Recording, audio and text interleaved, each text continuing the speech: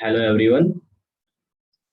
आज हम पढ़ेंगे यूपीएससी के सिलेबस और पैटर्न के बारे में कि इसका एग्जाम कैसे होता है, इसके एग्जाम के कितने फेज होते हैं और इसके लिए हमें क्या क्या पढ़ना पड़ता है। तो इसके बारे में हम डिस्कशन करने से पहले हाइब्रिड क्लासेस के बारे में थोड़ा सा जानते हैं। तो हाइब्रिड क्लासेस ही क्यों? जैसे हाइब्रिड क्लासेस अगर हम पढ़ रहे हैं तो हाइब्रिड क्लासेस, हाइब्रिड का मतलब क्या है? जैसे जो हाइब्रिड वर्ड है इसका मतलब होता है कि मिक्सिंग ऑफ टू, दो या दो से ज्यादा चीजों को मिलाकर एक नई चीज क्रिएट करना, उसको बोलते हैं हाइब्रिड। जैसे यहाँ पे इस नॉलेज इस प्लेटफॉर्म पे हाइब्रिड का मतलब क्या है कि जो ज्यादा जानकार है, जो सब चीज जानते हैं और जो बेसिक नॉलेज जानते हैं, सबको कंबाइन करके एक अच्छे प्लेटफॉर्म तक, उनके टारगेट तक पहुंचने में उनकी मदद करना। जैसे भी हो सके हम उनकी मदद करने का प्रयास करेंगे कि वो कैसे अपने टारगेट को अचीव कर सकते हैं। और जितने भी बच्चे कॉम्पिटेटिव एग्जाम की तैयारी करते हैं उनके लिए काफी हेल्प।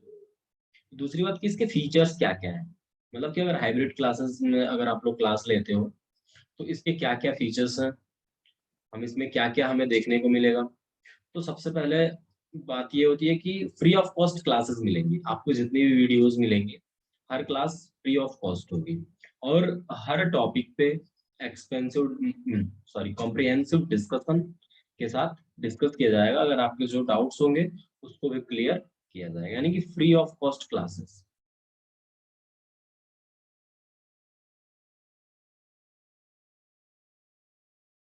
ये तो इसका पहला फीचर हो गया। दूसरी बात है कि पुलिस सिलेबस जो है सिविल सर्विसेज का, उसको कवर्ड किया जाएगा।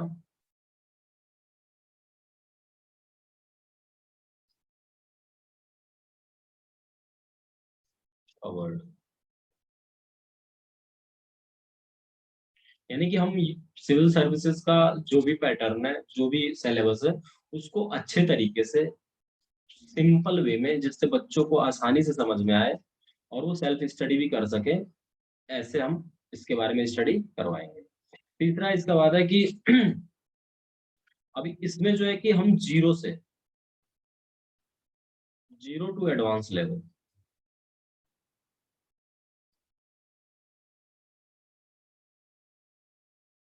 यानी कि जो बच्चा अभी तैयारी करना शुरू करना चाहता है वो भी इस चैनल के माध्यम से, हाइब्रिड क्लासेस के थ्रू अपनी तैयारी शुरू कर सकता है और उसको एक अच्छी दिशा दे सकता है।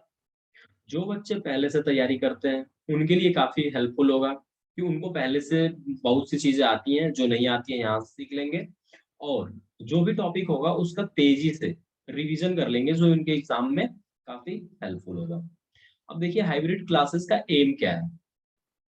एम का मतलब कि अगर हम हाइब्रिड क्लासेस स्टार्ट किए हैं तो ये कहाँ तक जाएगी, इसको हम किस डायरेक्शन में लेकर जाएंगे, इसका मतलब अपना टारगेट क्या होगा कि ये क्या करेगी। तो हाइब्रिड क्लासेस का मतलब क्या होता है कि free exam, sorry, free classes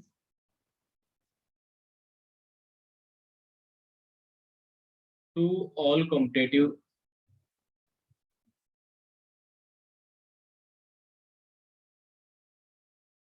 aspirants.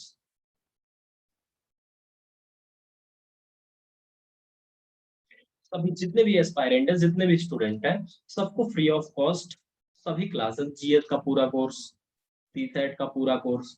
अब इसमें हमारा टारगेट ये है कि जितने भी गांव में या दूर दराज के जो बच्चे हैं, स्टूडेंट है, पढ़ना चाहते हैं लेकिन अपनी किसी परेशानी की वजह से, जैसे आर्थिक स्थिति अच्छी नहीं है कि वो शहर में आकर पढ़ पाए, और कुछ लोग जॉब करने वाले हैं जो पढ़ने के इच्छुक हैं, उनके पास टाइम की प्रॉब्लम है, तो हमारे ये जो शॉर्ट वीडियोस होंगे, सच है 15 मिनट, 20 मिनट, आधे घंटे, इतने की ही वीडियोस मिलेंगे आपको, इतने की क्लासेस मिलेगी।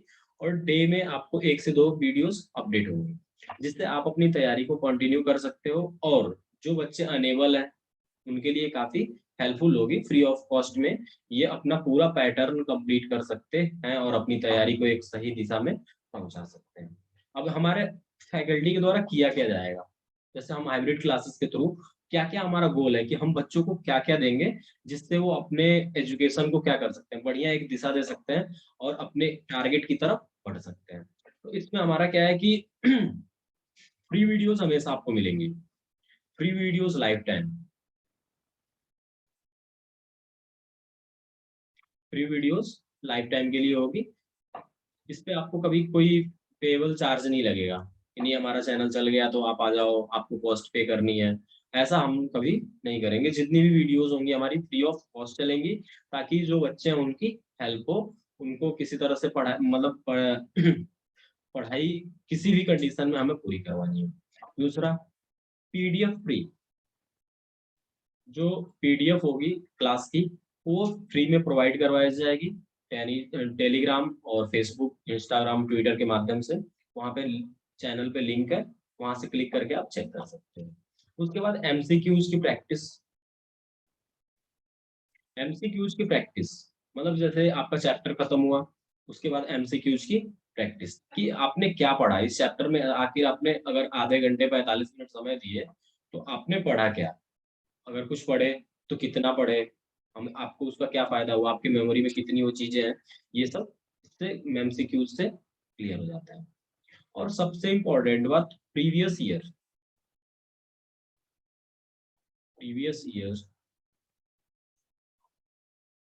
क्वेश्चन पेपर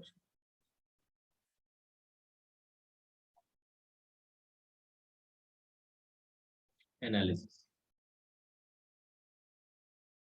यानी कि प्रीवियस ईयर के जितने भी क्वेश्चंस हैं, सीरियल वाइज हम क्या करेंगे, इसको अच्छे से एनालिसिस करेंगे कि आखिर एग्जाम का हमारा पैटर्न किधर की तरफ जा रहा है, हमें क्या पढ़ना चाहिए, किस टॉपिक पे ज्यादा फोकस करना चाहिए और किस टॉपिक पे हमें नॉर्मल एज एवरेज चलना चाहिए, किस टॉपिक को हमें ज्यादा स्ट्रांगली कवर करना है। जैसे अभी आजकल के ट्रेंडिंग में चल रहा है करंट अफेयर्स, तो है ही, साथ में इन्वायरमेंट, साइंस एंड टेक्नोलॉजी, ये दो ऐसे टॉपिक हैं जिससे एग्रीकल्चर, इनसे क्या आते हैं कि आजकल यूपीएससी और पीएससी जितने भी पीएससी हैं, सब में क्वेश्चंस अच्छे से आ रहे हैं और अच्छे लेवल के आ रहे हैं।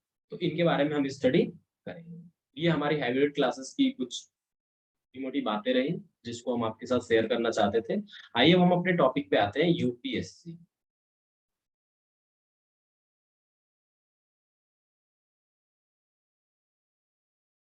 यूपीएससी यूपीएससी का फुल फॉर्म होता है यूनियन पब्लिक सर्विस कमीशन।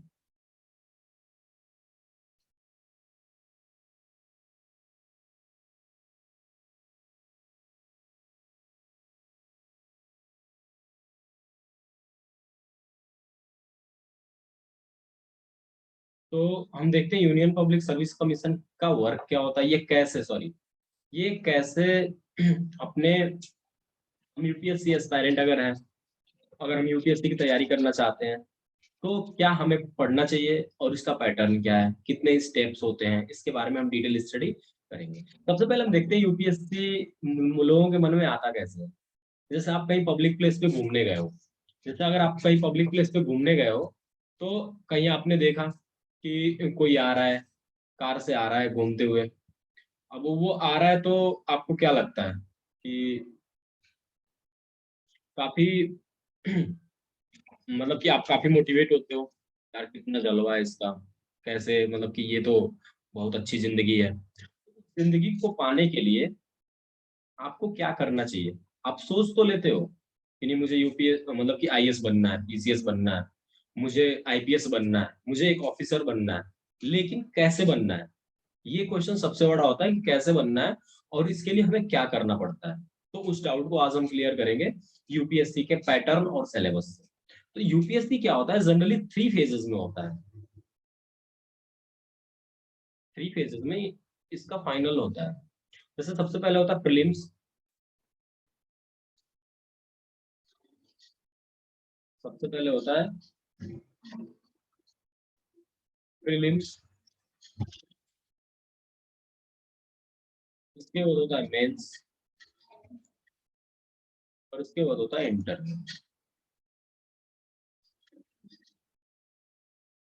संघ लोक सेवा आयोग, संघ लोक सेवा आयोग में सबसे पहले होती है प्रारंभिक परीक्षा। अगर आपने ये क्लियर कर लिया, इसके बाद होती है मेंस मुख्य परीक्षा और इसके बाद होता है साक्षात्कार इंटरव्यू। अब देखते हैं कि इसमें हमें क्या क्या चीजें देखनी पड़ती हैं। तो सबसे पहले हम पढ़ते हैं प्रीलिम्स के बारे में। आखिर प्रीलिम्स क्वालिफाई करने के लिए हमें क्या क्या करना पड़ेगा या प्रीलिम्स होता क्या है। तो इसमें 2 पेपर्स होते हैं। इसमें जो है कि 2 पेपर्स होते हैं। पहला पेपर होता है जीएस पेपर 1, दूसरा पेपर होता है सी सेट। अब जीएस में क्या होता है कि जीएस का आपका जो मेरिट डिसाइड करता है कि आप कितने नंबर ला रहे हो, तो आप मेरिट में आपका सिलेक्शन होगा, आप कट ऑफ से अगर ऊपर हो तो। सी सेट क्या होता है कि ये जनरली नेचर में क्वालिफाइंग होता है। इसका नेचर क्या होता है? क्वालिफाइंग होता है।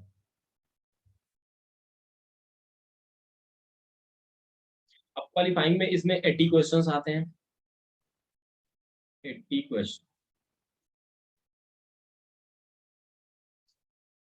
आपके पास टाइम रहता है 2 घंटे का, 2 आवर्स, और मार्क्स रहते हैं 200 मार्क्स।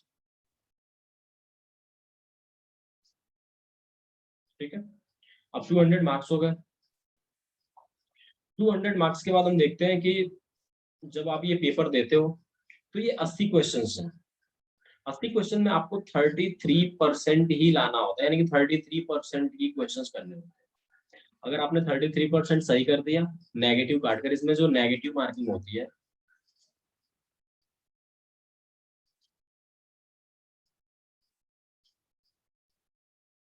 नेगेटिव मार्किंग 1/3 होती है। 1/3 से मतलब ये है कि अगर आपने 4 क्वेश्चन किया, 3 अगर गलत है और एक सही है, तो 3 गलत पे एक सही कट जाएगा, यानी कि आपको टोटल मार्क्स कितना मिलेगा? 0। ठीक है, यानी कि 33% इट मीन्स 27 क्वेश्चन। 27 क्वेश्चन ही आपको सही करने हैं। सुनने में कितना इजी लग रहा होगा कि 27 ही है, आसानी से कर लेंगे। लेकिन जब आप इस पेपर को देने जाते हो सेकंड पाली में, सेकंड टाइम में क्या होता है, 80 क्वेश्चंस, मतलब बेसिक, अगर आपको मैथ्स, रीजनिंग आती है, अगर आपको मैथ्स रीजनिंग पे अच्छी पकड़ है,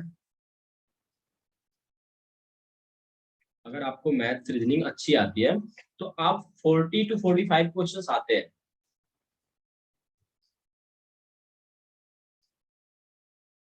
40 to 45 क्वेश्चंस आते हैं, जिसमें से आप आराम से क्वालिफाई हो सकते हो। लेकिन अगर मैथ रीजनिंग पे आपकी पकड़ अच्छी नहीं है, मतलब मैथ रीजनिंग का नॉलेज अगर आपको सही नहीं है, तो फिर आपके लिए काफी मुश्किल हो जाता है। क्योंकि हिंदी में बहुत लंबे लंबे पैसेज रहते हैं। अब पैसेज का फिर पैसेज पढ़ो, पैसेज पढ़ के उसमें 4 ऑप्शन होते हैं, एक ही क्वेश्चन होता है एक पैसेज से।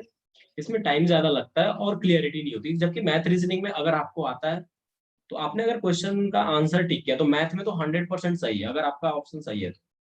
लेकिन रीजनिंग में क्या होता है, 10-20% ऐसा होता है कि एग्जामिनर कुछ दूसरा सोच रहा है, आपने कुछ दूसरी ट्रिक लगा दी, तो फिर वहां पे चांसेस रहते हैं कि 1-2 क्वेश्चन गलत हो जाए। लेकिन फिर भी आपको 27 क्वेश्चन ही चाहिए, और आपको इधर 40 to 45 क्वेश्चन मिल रहे हैं। तो इस तरीके से आप सी सेट को क्वालिफाई कर सकते हो। और हमारे चैनल पे हाइब्रिड क्लासेस, हाइब्रिड क्लासेस में ज्ञानेश सर के द्वारा, ज्ञानेश सर आप लोगों को मैथ रीजनिंग, यानी कि सी सेट की पूरी तैयारी करवाएंगे। सी सेट में आपको कोई प्रॉब्लम नहीं होगी। सी सेट का जितना भी लेवल होता है, जो मैथ रीजनिंग का लेवल हो, वो पूरा अच्छे से करवाएंगे। अगर आप लोग इसको अच्छे से फॉलो कर लेते हो, तो आपको सी सेट में प्रॉब्लम नहीं आएगी। इस बात की तो हम गारंटी ले सकते हैं, लेकिन अच्छे से फॉलो करोगे तब।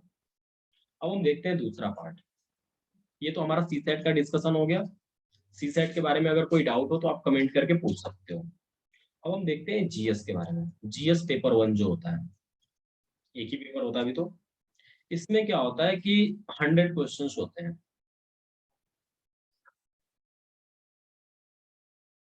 100 questions, 2 hours, 200 marks, and 100 questions, 2 hours, 200 marks, plus भी इसमें नेगेटिव मार्किंग होती है, 1/3 नेगेटिव मार्किंग।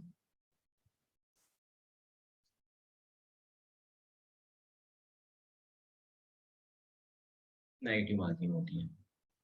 अब इसमें क्या है, हम देखते हैं कि ये जो पैटर्न है, ये जो हमारा पैटर्न है जीएस पेपर 1 का, तो जीएस पेपर 1 का पैटर्न थोड़ा लंबा है। अब जीएस में हम देखते हैं हमें क्या क्या पढ़ना पड़ता है। इसको जनरल साइंस नहीं, जनरल स्टडीज बोलते हैं। अब जनरल स्टडीज में हमारा हिस्ट्री,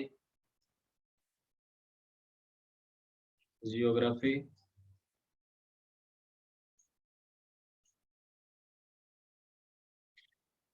पॉलिटिकल साइंस,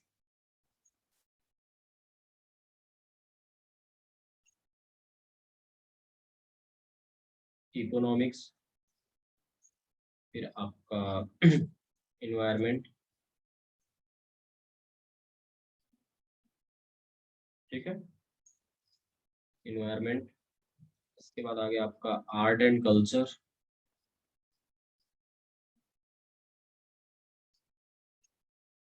ठीक है। इसके बाद सबसे important topic current affairs.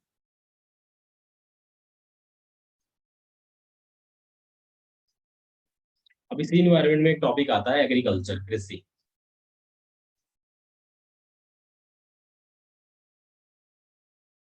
Agriculture, अब एग्रीकल्चर से आजकल के क्वेश्चंस थोड़े ज्यादा ट्रेंडिंग है, तो हम देखते हैं कि इसमें क्या क्या होता है। तो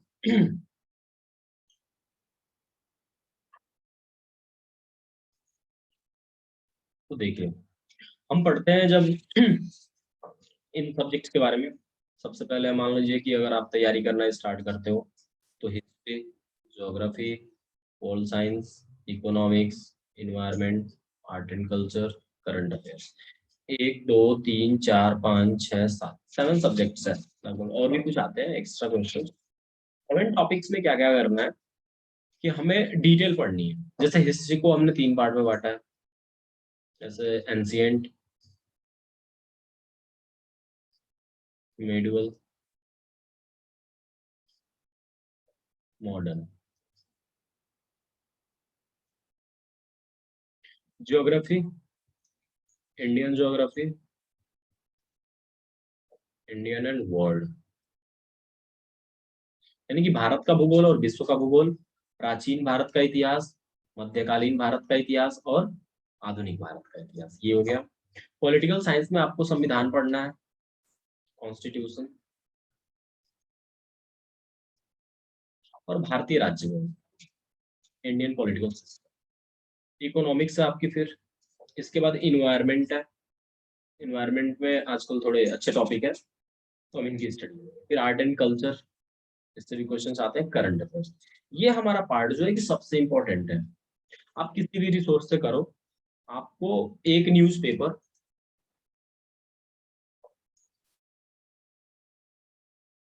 कंटिन्यू रखना है। आपको एक पेपर न्यूज़पेपर कंटिन्यू रखना है अपने रूटीन में, और एक मैगजीन। एक मैगजीन आप अपने डेली रूटीन में रखो, मतलब मंथली, ये आपकी मंथली होनी चाहिए। अगर आप मंथली मैगजीन रखते हो, डेली न्यूज़पेपर पढ़ते हो, तो अगर आप मंथली मैगजीन से भी पढ़ते हो, डेली न्यूज़पेपर पढ़ते हो, और साथ में कुछ चैनल से, जैसे पीआईबी की साइट है, पीआईबी प्रेस इंफॉर्मेशन ब्यूरो, और इसके बाद आपका जैसे आरएसटीवी हो गया। आप जो भी न्यूज पढ़ो, एक ऑथेंटिक ऑथेंटिक सोर्स से पढ़ो। ऐसा नहीं कि गया कुछ भी मिला उठा लिया मार्केट में से। आप कुछ भी लो, पहले सर्च कर लो, गूगल कर लो, दोस्तों से पूछ लो, ऑथराइज होना चाहिए। आप जो भी पढ़ो, ऑथराइज बुक पढ़ो, मैगजीन पढ़ो, साइट्स को विजिट करो, आपके लिए इजी हो जाएगा। अब साथ में देखो, अभी तो ये आपको करंट अफेयर्स धीरे धीरे पढ़ना है। साथ में जब आप करंट अफेयर्स पढ़ते हो, तो सबसे पहले आपको ये सब्जेक्ट्स क्लियर करने हैं। एटलीस्ट 1 राउंड कम से कम आप अगर एक बार क्लियर कर लिए हो, जैसे हिस्ट्री एक बार आपने एंशिएंट, मॉडर्न, मिडवल पढ़ लिया, इंडियन एंड वर्ल्ड ज्योग्राफी पढ़ लिया, इसमें सबसे इंपॉर्टेंट जो टॉपिक हो जाता है मैपिंग का।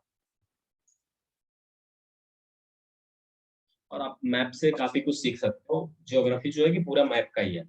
अगर आप मैप से स्टडी करते हो तो आसानी से कर लोगे, भूलने के चांसेस कम है। इसके बाद पॉलिटिकल साइंस। पॉलिटिकल साइंस के लिए कोई ऑथेंटिक बुक ले लो जो आपको अच्छी लगे। वैसे ज्यादातर प्रीफर करते हैं लक्ष्मीकांत, एम लक्ष्मीकांत, अच्छी बुक है। इसके बाद इकोनॉमिक्स कम से कम एक बार पढ़ लो और इसको करंट इश्यूज से कनेक्ट करते रहो, आपका कॉन्सेप्ट यहाँ पे क्लियर होना चाहिए। कॉन्सेप्ट बस यहाँ से क्लियर होना चाहिए कि इकोनॉमिक्स है क्या और इसमें क्या क्या अच्छे कॉन्सेप्ट है, कॉन्सेप्ट को बस क्लियर। इन्वायरमेंट आजकल का सबसे इंपॉर्टेंट टॉपिक हो गया है, इन्वायरमेंट। क्योंकि हम देखते हैं कि डेली लाइफ में कहीं ना कोई समिट चल रहा है, कहीं पीएम हमारे जा रहे हैं, जलवायु परिवर्तन को यानी कि क्लाइमेट चेंज को लेकर बातें हो रही हैं, बायोडाइवर्सिटी कंजर्वेशन पे बात हो रही है। तो ये सब जो मैटर चल रहा है ये क्या है, आजकल का सबसे बड़ा इशू है। इन्वायरमेंट से मैक्सिमम क्वेश्चंस पूछे जा रहे हैं। आर्ट एंड कल्चर भी इंपॉर्टेंट टॉपिक है, इंडियन हेरिटेज और इंडियन कल्चर के बारे में जब आप पढ़ोगे तो आपको यहाँ पे पता चलेगा अच्छे से। लेकिन जब आप ये बुक्स पढ़ लेते हो, आप इसको कहीं किसी सोर्स से आप अगर अच्छे से प्रॉपर तरीके से स्टडी कर लेते हो और साथ में करंट अफेयर्स पढ़ रहे हो, तो जब ये वाला पार्ट आपका कंप्लीट हो जाए, ये जो 6 सेक्शन अगर कंप्लीट हो जाते हैं एक बार अच्छे से, तो जब आप करंट अफेयर्स की स्टडी करते हो, तो सबसे बेस्ट आजकल यूपीपीएससी हो या यूपीएससी, कोई भी स्टेट पीएसएससी के एग्जाम हो, तो इनमें क्या करते हैं, ये कोरिलेट करते हैं। कोरिलेट करने का मतलब कि जैसे अभी का कोई टॉपिक चल रहा है, इशू चल रहा है, जैसे क्लाइमेट चेंज पे चल रहा है, तो क्लाइमेट चेंज पे अगर कोई सबमिट हुआ है अभी रिसेंटली 1-2 महीनों में, 6 महीनों में, तो क्लाइमेट चेंज पे अगर कोई इशू हुआ है तो उसके बारे में तो पढ़ो, आप पहले न्यूज़पेपर में आप पढ़ लिए, फिर आपके पास अगर कोई ऑथेंटिक बुक है तो वहां से स्टडी कर लो, नहीं तो गूगल कर लो, गूगल पे आपको सब कुछ मिल जाएगा। वहां से देखकर आप उसको इन्वायरमेंट के पूरे पार्ट से, कि यानी क्लाइमेट चेंज की शुरुआत हमने कहाँ से की थी, क्यों की थी, और हमारा टारगेट क्या है, एसडीजी गोल्स क्या है, इसके बारे में आप अगर डिटेल से पढ़ते हो तो आपकी तैयारी में किसी तरह की कोई प्रॉब्लम्स नहीं होगी। जैसे एक और एग्जांपल ले लो, जैसे डब्ल्यू डब्ल्यू का नाम आजकल तो काफी न्यूज में रहता है। तो डब्ल्यू की जब आप रिपोर्ट देखते हो कि डब्ल्यू ने रिपोर्ट निकाला है इंडियन मेडिसिन के बारे में, वैक्सीनेशन हो रहा है, तो आपने वैक्सीनेशन के बारे में पढ़ लिया कि चलो इंडिया में वैक्सीनेशन हो रहा है, डब्ल्यू अपना रिपोर्ट देती है, करंट अफेयर जनरली इतना ही पढ़ते हैं। लेकिन आप यूपीएससी के एस्पेरेंट हो, स्टेट पीसीएस दे रहे हो, सिविल सर्विसेज के एस्पेरेंट हो, आपको इतने से काम नहीं चलेगा। आपको क्या होता है कि आपने अगर पढ़ा कि डब्ल्यूएचओ ने रिपोर्ट जारी की है, तो डब्ल्यूएचओ क्या है, व्हाट फंक्शन क्या है इसका, इसका फंक्शन क्या है, क्या क्या काम करती है ये। उसके बाद फंक्शन के बाद ये अगर रिपोर्ट निकालती है तो कौन कौन सी रिपोर्ट निकालती है, इसके पार्टिसिपेटिंग मेंबर कौन कौन कौन से हैं, फिर इसके बाद मेंबर्स के बाद इसमें फंडिंग कौन कौन देता है, क्या किस किस फील्ड में काम करती है, यानी कि किस किस क्षेत्र में काम करती है। इसको देखो ये क्या क्या काम करती है, क्या है ये, इसके बारे में सबसे पहले क्या करती है, क्या है, कौन कौन सी रिपोर्ट ये जारी करती है, इसके मेंबर्स कौन कौन सी कंट्रीज हैं, और इसके बनने के लिए क्या कंडीशन चाहिए। इसके बाद इसको फंडिंग, जैसे अगर डब्ल्यूएचओ एक ऑर्गेनाइजेशन है तो इसको चलाने के लिए फंडिंग की भी जरूरत पड़ती है, कौन इसमें फंडिंग करता है। इसके बाद ये फील्ड कौन कौन से फील्ड, मतलब किस किस क्षेत्र में ये अपनी रिपोर्ट जारी करती है और किस किस फील्ड को ये कनेक्ट कर सकती है ना, हमने पढ़ लिया। तो फिर जनरली जीएस के बारे में हमें कितना स्टडी करना है। इसके बाद आते हैं, ये तो प्रीलिम्स हो गया, प्रीलिम्स। और देखो प्रीलिम्स का जो कट ऑफ है, प्रीलिम्स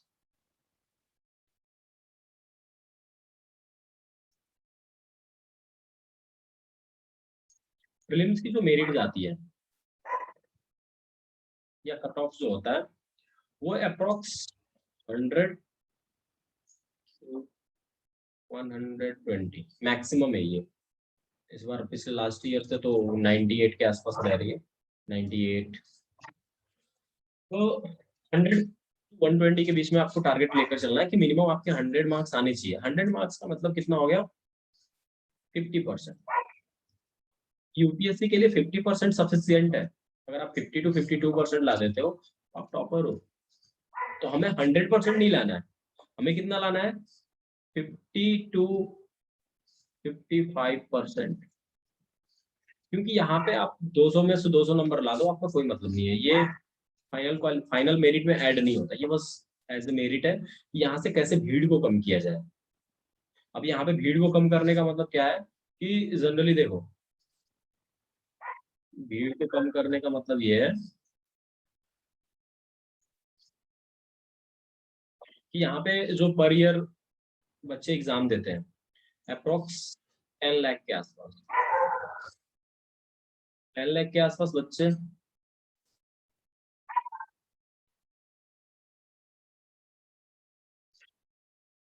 3 लाख एस्पायरेंट्स होते हैं हर साल, ये प्रीलिम्स में होते हैं।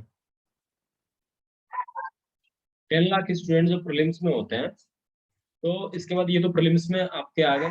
प्रीलिम्स में इन्होंने फॉर्म डाला है, एग्जाम देने कितने आते हैं?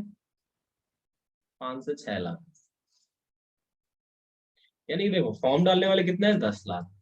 एग्जाम देने वाले कितने हैं? 5 से 6 लाख। इसमें क्या होता है कि बहुत से बच्चे होते हैं जो फॉर्म आ गया, डाल दिया, नहीं आईएएस का फॉर्म आया, डालना है हमें, तो हम डालेंगे, डालने को डाल दिए, 3 महीने का टाइम बचा।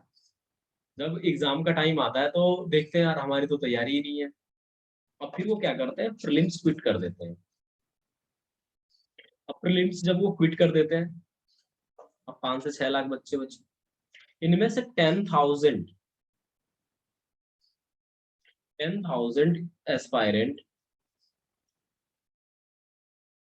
ही बस मेंस के लिए क्वालिफाई किए जाते हैं। अब देखो कंपटीशन कितना कम हो गया, 5 से 6 लाख स्टूडेंट थे, अब यहाँ पे 10,000 जा रहे हैं, रेशियो देखिए कितना कम है। अब इस 10,000 में से अब सोचिए कंपटीशन कहाँ पे ज्यादा होगा, प्रीलिम्स में या मेंस में?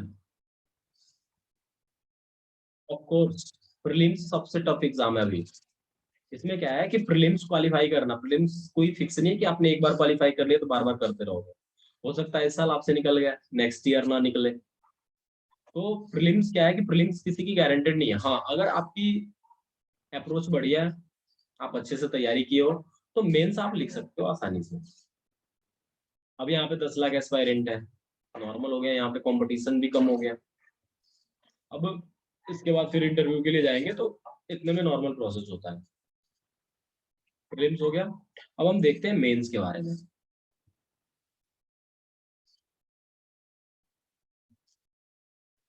मेंस, अब मेंस में हमारे क्या होते हैं?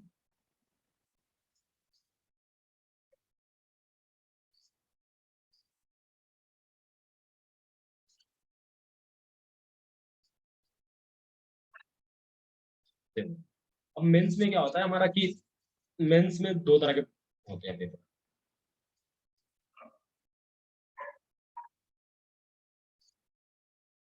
एक तो होता है क्वालिफाइंग नेचर,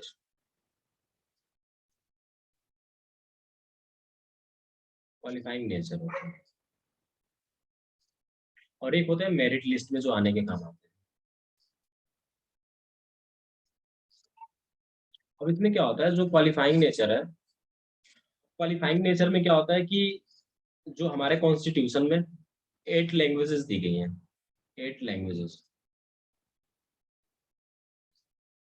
8 लैंग्वेज में से किसी भी एक लैंग्वेज को आपको चुनकर उसमें क्वालिफाई करना है। 8 लैंग्वेज में जैसे मान लो कि सॉरी, एट्थ शेड्यूल है, एट्थ शेड्यूल, इसमें 22 लैंग्वेजेस हैं, 22 लैंग्वेजेस हैं। तो एट्थ शेड्यूल में जो 22 लैंग्वेजेस दी गई हैं, इनमें से किसी एक लैंग्वेज में आपको क्वालिफाई करना होता है। ये क्वालिफाइंग मार्क्स कितना होता है? 300 मार्क्स का पेपर होगा। इसमें क्वालिफाइंग बहुत ही सिंपल होता है, 25% क्वालिफाइंग होता है। अगर आपको 25% मार्क्स आ गए तो आप क्वालिफाई कर गए। टाइमिंग होती है इसमें 3 घंटे की। ये तो पहला हो गया आपका। दूसरा होता है इंग्लिश लैंग्वेज, ये तो फर्स्ट हो गया। दूसरा जो आपकी लैंग्वेज होती है वो होती है इंग्लिश। इंग्लिश में भी सेम है, इंग्लिश भी क्वालिफाइंग नेचर होती है, इसमें भी 25% चाहिए आपको, 300 मार्क्स की होगी, और इसके बाद आपका 3 आवर्स मिलेगा। ये हो गया आपका क्वालिफाइंग नेचर, कि इसमें आपको क्वालिफाई करना ही करना है।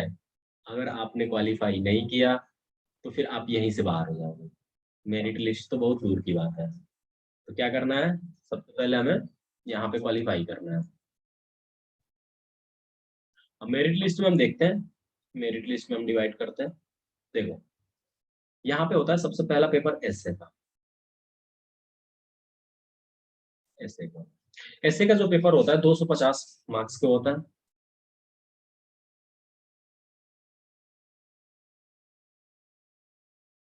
और आपको समय मिलता है 3 घंटे। आपको 3 घंटे समय मिल गया, 250 मार्क्स मिल के एसए। अब इस एसए में क्या करना होता है आपको, कि वो कोई भी टॉपिक ले सकते हैं। जैसे अभी करंट अफेयर्स का कोई इशू चल रहा है, कोई इकोनॉमी का इशू चल रहा है, या कोई ऐसा काम हुआ है जो काफी हाईलाइटेड रहा हो, तो उनका इशू कुछ भी हो सकता है, वो ऐसे किसी भी टॉपिक पे लिखने के लिए दे सकते हैं। अब हम देखते हैं जीएस पेपर हुआ। देखो जितने भी पेपर्स होंगे 250 मार्क्स के होंगे। अब जितने भी पेपर्स होंगे सबके मार्क्स 250 रहेंगे, टाइम 3 घंटे रहेगा। अब किस पेपर में हमें क्या पढ़ना है ये हम देखते हैं। अब ये बार बार मैं आपको नहीं बताऊंगा कि 250 मार्क्स का होगा 3 आवर्स मिलेंगे, ऐसा कुछ नहीं। अब देखो जीएस पेपर 1 में क्या होता है कि इंडियन हेरिटेज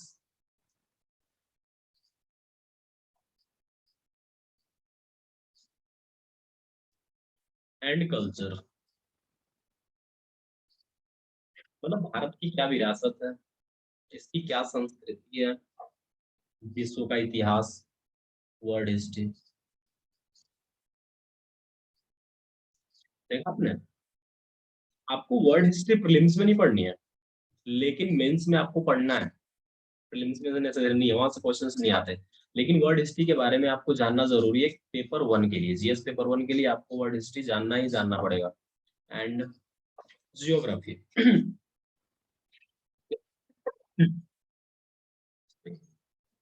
इसमें जियोग्राफी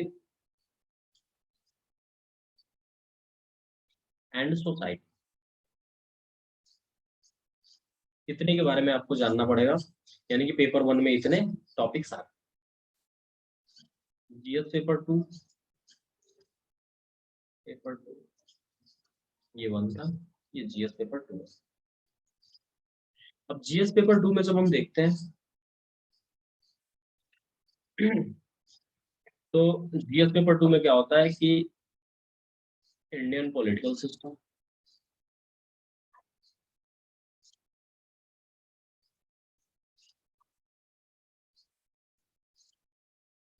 कॉन्स्टिट्यूशन,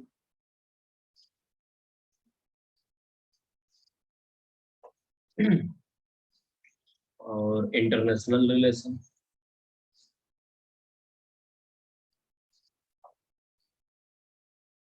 इंटरनेशनल रिलेशन, और जो भी जजमेंट आते हैं रिसेंटली, जितने भी जजमेंट है सब इसी के अंतर्गत।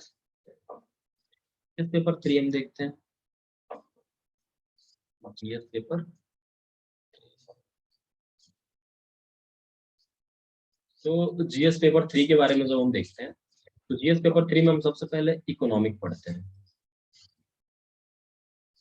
इकोनॉमी आपने जो पहले पढ़ी थी वही इकोनॉमी होती है, थोड़ा सा एक्सपेंसिव लेवल होता है, इसका एडवांस लेवल। इसके बाद बायोडाइवर्सिटी, इन्वायरमेंट का पार्ट। आपने बायोडाइवर्सिटी पढ़नी है। इसके बाद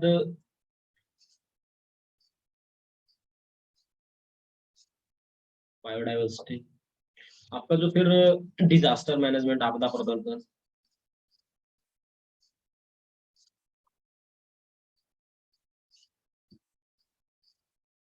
डिजास्टर मैनेजमेंट आपको करना होता है, पढ़ना होता है। ठीक है, इसका भी सेम नेचर है, यानी कि इकोनॉमिक्स और इन्वायरमेंट के आपके पार्ट्स पढ़ने हैं। इसके बाद अगला आता है जीएस पेपर 3 था ये, पेपर 3। अब हम पढ़ते हैं फिर जीएस पेपर 4 के बारे में।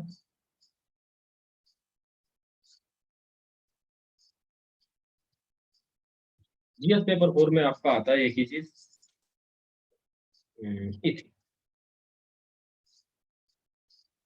इथिक्स का पेपर होता है जीएस पेपर 4 में। आपको नॉर्मल सिचुएशंस दे दी जाएंगी, प्रॉब्लम बेस्ड क्वेश्चंस रहेंगे कि आपको कंडीशन दे दी गई कि आप कैसे वहां पर रिएक्ट करोगे, तो ये आपको करना होता है। ये तो हो गए आपके 4 पेपर और एक एस। इसके बाद अगला आपका एक टॉपिक आता है ऑप्शनल का। किसका? ऑप्शनल का। इसको हम देखते हैं अलग से।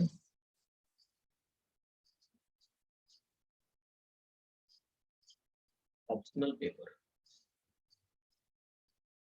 ऑप्शनल पेपर में आपके 2 पेपर होते हैं।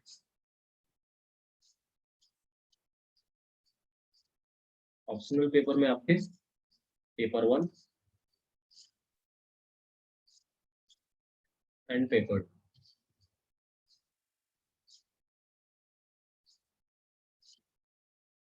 पेपर तो ऑप्शनल में क्या होता है कि आप अब तक जितने सब्जेक्ट पढ़े हो, वो साइंस से पढ़े हो, आर्ट्स से पढ़े हो, कॉमर्स से पढ़े हो, किसी भी फील्ड से हो, आपका ग्रेजुएशन में, पोस्ट ग्रेजुएशन में कोई भी सब्जेक्ट रहा हो, इससे फर्क नहीं पड़ता। जैसे बहुत से बच्चों को कंफ्यूजन होता है कि सर हमने तो ग्रेजुएशन में एजुकेशन लिया था और एजुकेशन तो यहाँ पे मेरी अच्छी नहीं है, तो क्या मैं दूसरा सब्जेक्ट ले सकता हूँ? बहुत से लड़कों के दिमाग में होता है कि सर मैंने तो ग्रेजुएशन ज्योग्राफी से कर लिया था, लेकिन अब मुझे ज्योग्राफी में इंटरेस्ट नहीं है, पॉलिटिकल साइंस अच्छी लग रही है। तो भाई यहाँ पे कोई कंफ्यूजन नहीं है। आपको जिस सब्जेक्ट में इंटरेस्ट है, उस सब्जेक्ट को लेकर आप अपना मेंस दे सकते हो। कोई ऐसी बॉन्डिंग नहीं है यूपीएससी की तरफ से कि आपने जिस सब्जेक्ट में ग्रेजुएशन किया है, उसी सब्जेक्ट में आपको यूपीएससी का मेंस भी देना है। आप इसके लिए फ्री हो, आपके अंदर टैलेंट होना चाहिए, नॉलेज होनी चाहिए, तब जाकर आप क्या कर सकते हो, अपना एग्जाम क्लियर कर सकते हो। अब हमने देखा, अब इस ऑप्शनल में आपको जो पहली बात की ऑप्शनल सिलेक्शन की बात आती है, तो किसी के कहने से कुछ नहीं होता है। आपको जिस सब्जेक्ट में इंटरेस्ट है, उस सब्जेक्ट को आप पढ़ो। लो मेंस में अगर सब्जेक्ट में इंटरेस्ट ही नहीं है, तो कहाँ से पढ़ पाओगे? जैसे इस बुक खोला, नींद आने लगी, पढ़ने का मन ही नहीं कर रहा है, और आप देखो रिजल्ट तो भाई इसी का आ रहा है। तो ऐसे नहीं होता है। आपको जिस सब्जेक्ट में इंटरेस्ट है, उस सब्जेक्ट को लेकर मेंस की तैयारी करो। कोई सब्जेक्ट बुरा नहीं होता, मेरिट कोई डाउन नहीं करता, आपका इंटरेस्ट होना चाहिए। आप जिस सब्जेक्ट में इंटरेस्ट लोगे, उस सब्जेक्ट को आप आगे बढ़ा सकते हो, डेवलप कर सकते हो। तो हम देखते हैं कि हमने कितना देखा। ऐसे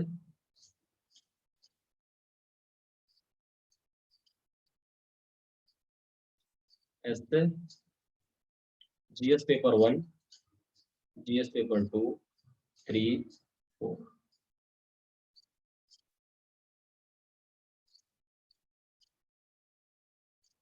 4, 1 2 3 4। इसके बाद हमने ऑप्शनल देखा।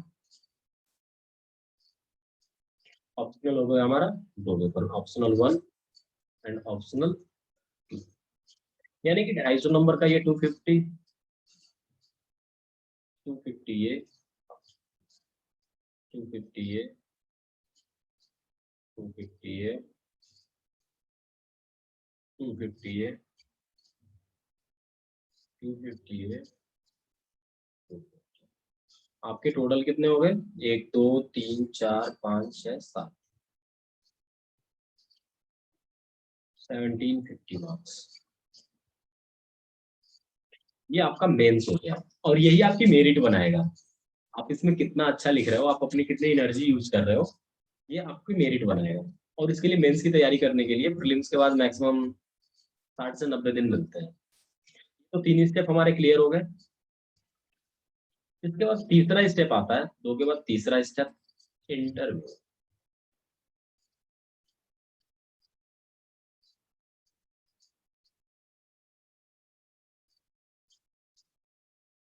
इंटरव्यू।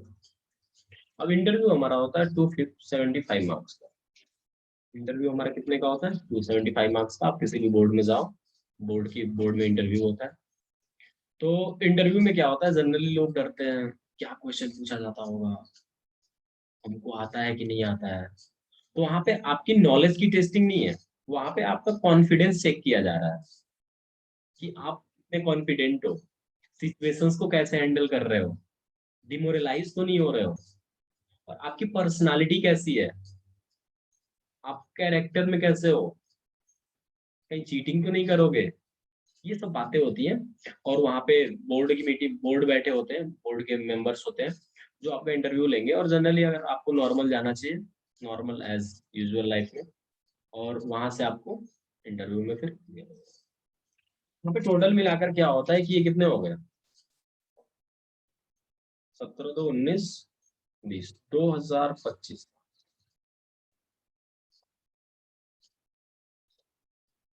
कितने मार्क्स के आपके पेपर हो गए। अब इसमें लाना कितना होता है यूपीएससी में? यूपीएससी में मेरिट बनती है 50 to 53% के आसपास। ये अगर इतना आप ला दिए 53 52, तो आप टॉप हो। आप सोचोगे इतनी कम मेरिट है, 50% है, फिर क्यों क्यों इतने बच्चे फेल हो जाते हैं, या फिर क्यों इतने बच्चों को मतलब बुरे दिन देखने पड़ते हैं, अटेम्प्ट निकल जाते हैं, तो क्या होता है उनके साथ, ये चीजें हम अगली वीडियोस में देखेंगे आगे की क्लासेस में। इसके लिए क्वालिफिकेशन क्या क्या होनी चाहिए। क्वालिफिकेशन तो जनरली आपकी ग्रेजुएशन ही है और 21। ठीक है, तो आज के लिए इतना ही। Thank you. अगर आपको ये वीडियो अच्छी लगी हो तो लाइक शेयर एंड सब्सक्राइब कर दीजिए। अगर कोई सजेशन हो तो आप कमेंट करके सजेस्ट कर सकते हैं। Thank you.